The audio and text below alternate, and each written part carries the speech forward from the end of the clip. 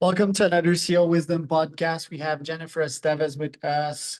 She's into plant-based food and plant medicine. She's a serial entrepreneur, business advisor, and also marketing communication professional. So we're going to talk about what does it mean to be a conscious CEO. She's CEO at Consciously Planted. We're going to explore about plant-based food as well. She's currently in Peru. I am in Mexico. I've been to Peru. It's an amazing place, very spiritual. So eager to jump into that one. This podcast is brought to you by podpar.com. If you want to start or scale your podcast, go to podpar.com. Jen, welcome to the pod. Tell me a bit more about yourself and what you're up to nowadays. Thank you. Absolutely. So, as you mentioned, right now I'm currently in Pisac, Peru, which is a little town outside of Cusco in the Sacred Valley. I'm here studying plant medicine as well as Chinese medicine while I run my companies in the USA. And I'm about to head back to the States very soon for Expo West.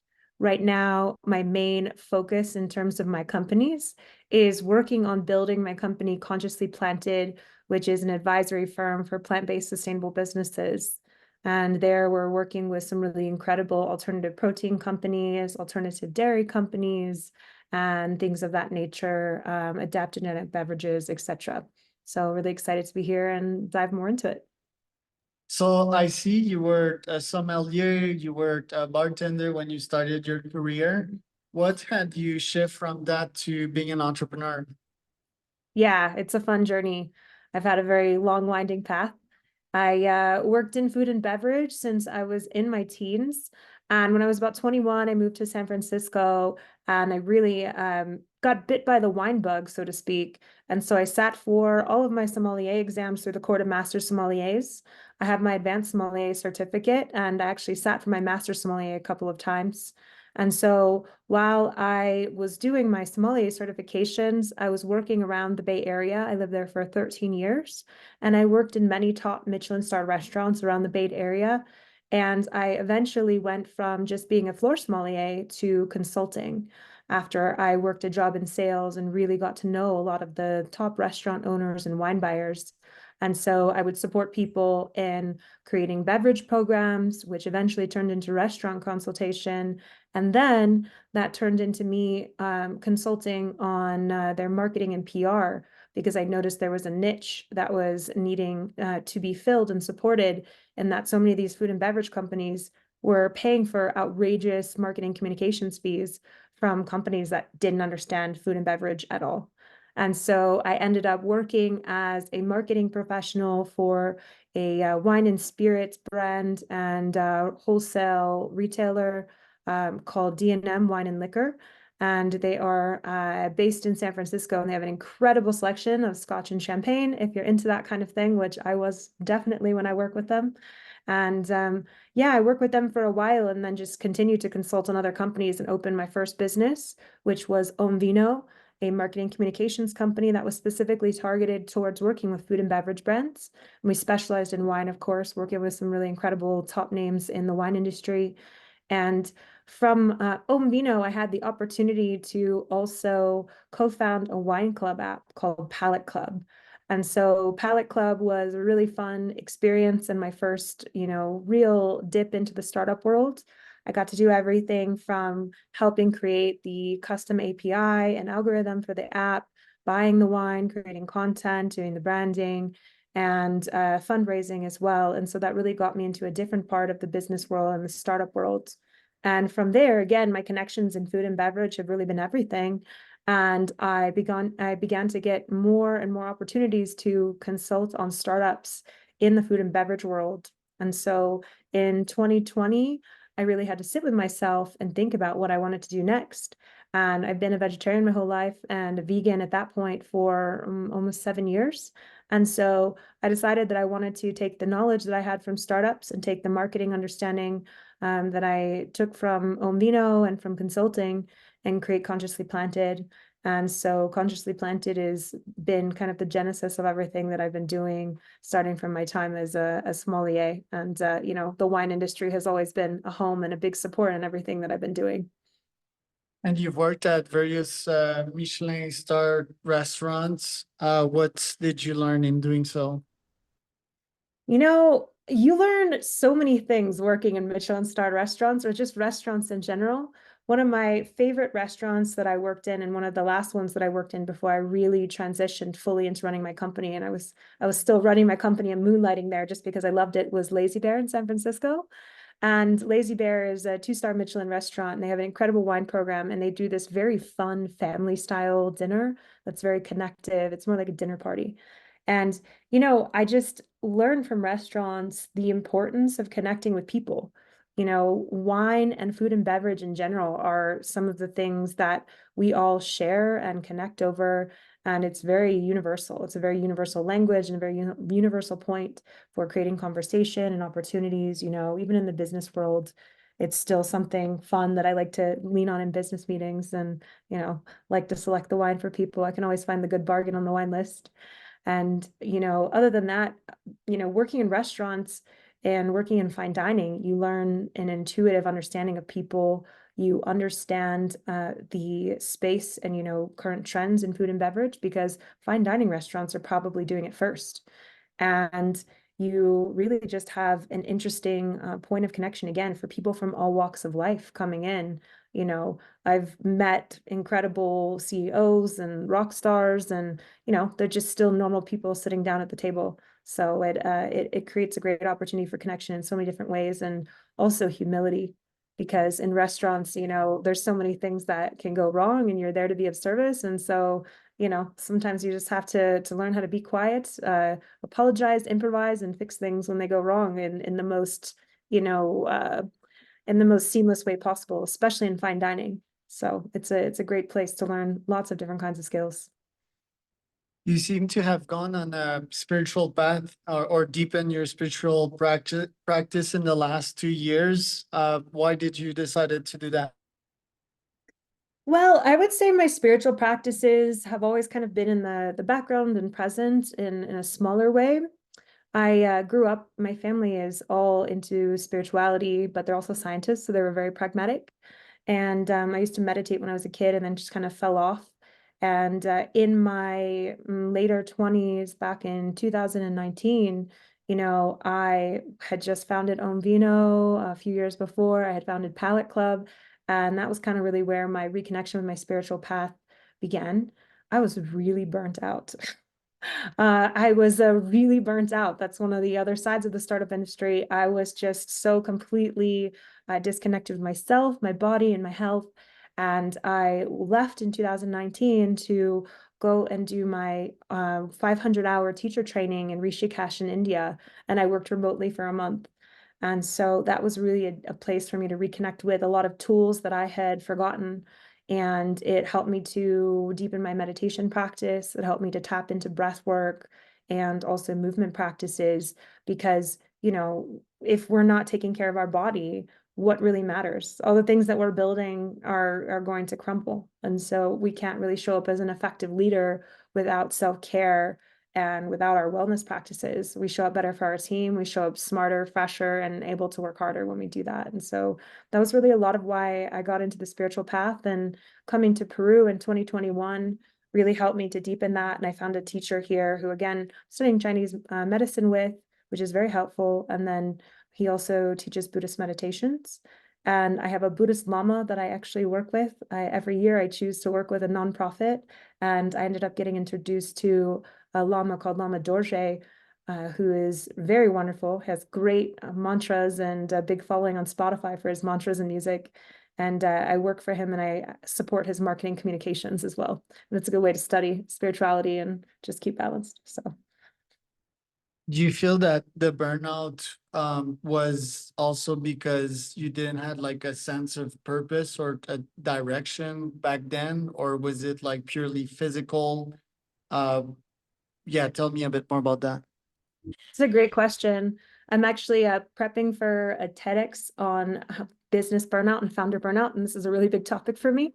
So I feel that the burnout was really connected to so many things. there were so many ways that I justified my burnout and was so proud of it. I wore it like a badge of honor because I was startup founder, I was just really proud of how hard I was working and all the things that I was creating and bringing into the world. And so it didn't feel like I lacked purpose, but I think I also lacked the connection and compassion to care about myself and to realize that I needed to also be coming first along with all these things that I felt were so important, because again, like I just said, without self-care, all of the things that we're working on will just won't function. We're not actually being sustainable. We're not being, helpful to ourselves.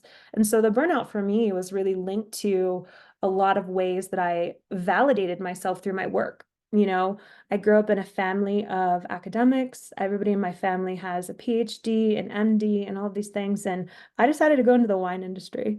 And so for me, it was just a way of working and, creating that validation for myself and proving that I could work hard and, sharing my worth in that way.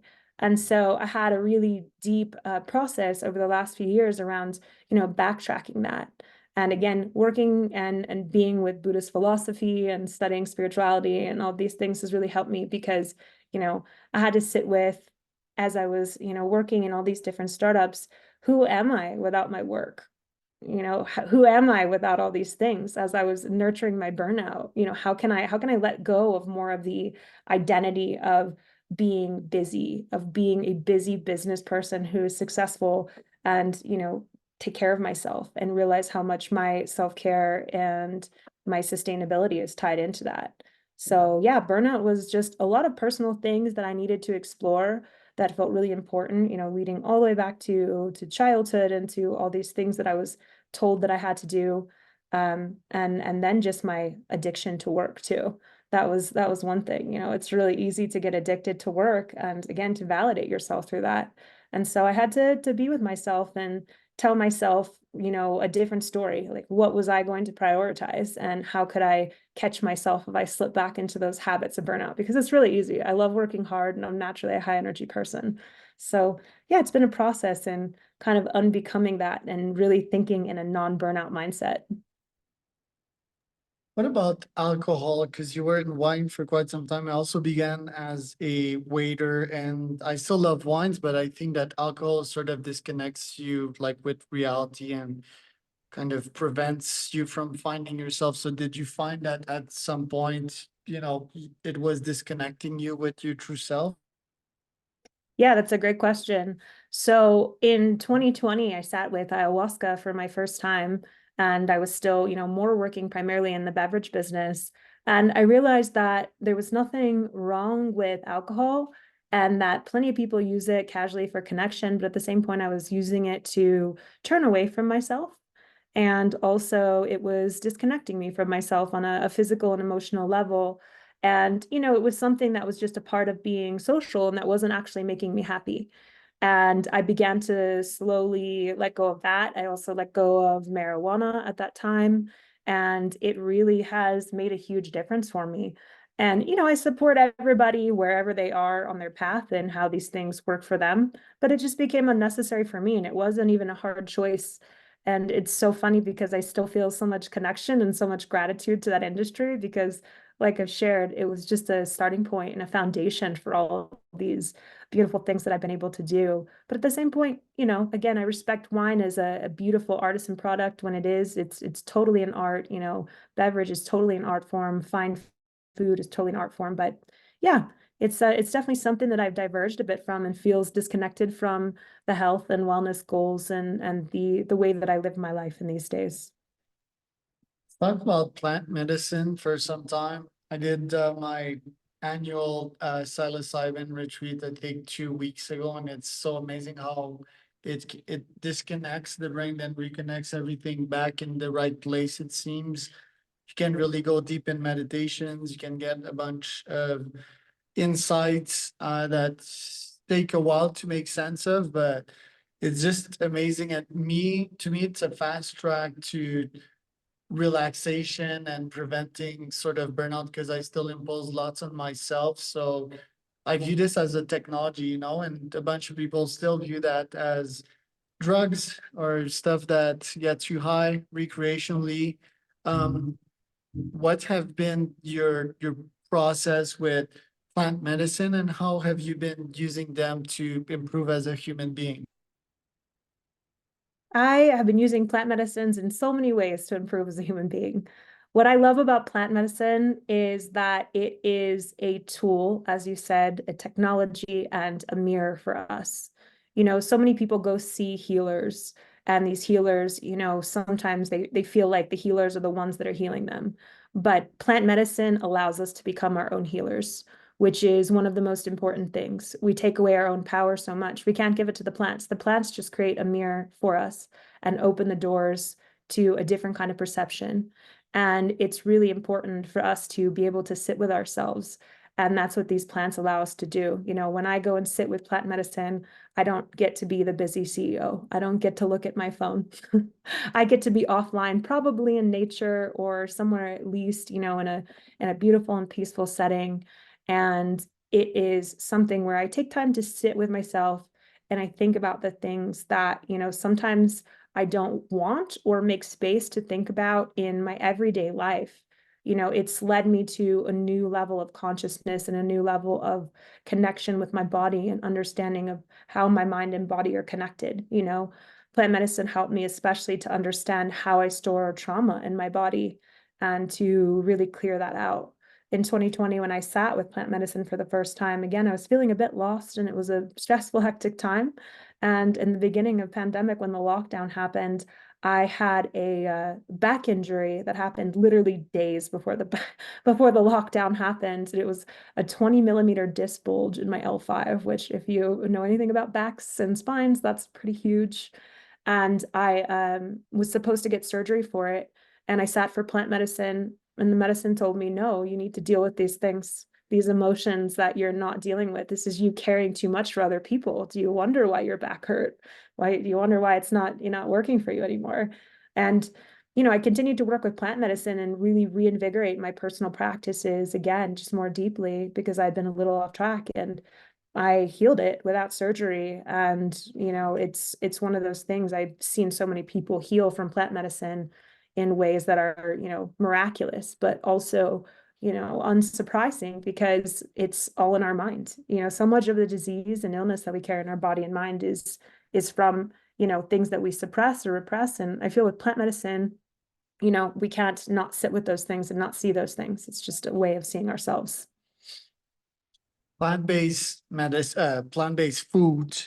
What are your thoughts on the industry? Me, I still consume bunch of meat because it seems my stomach does better with them. They're not super available here in Oaxaca, Mexico. But I obviously am not happy with myself and a bunch of other humans burning the planet, where I'm visibly seeing like the effects of all of that. So committed to potentially making a switch here. What is your stance on that? And yeah, like tell me about your businesses related to plant-based foods. Yeah, absolutely. So my business is related to plant-based foods. Consciously Planted is the main one, but even Ombino, my marketing company now, we've switched to working with sustainable plant-based foods, no meat. Occasionally we'll work with products that have a little bit of dairy or animal products, but we try to really keep that minimal. And so with Consciously Planted, my focus is to help companies create thoughtfully from the ground up.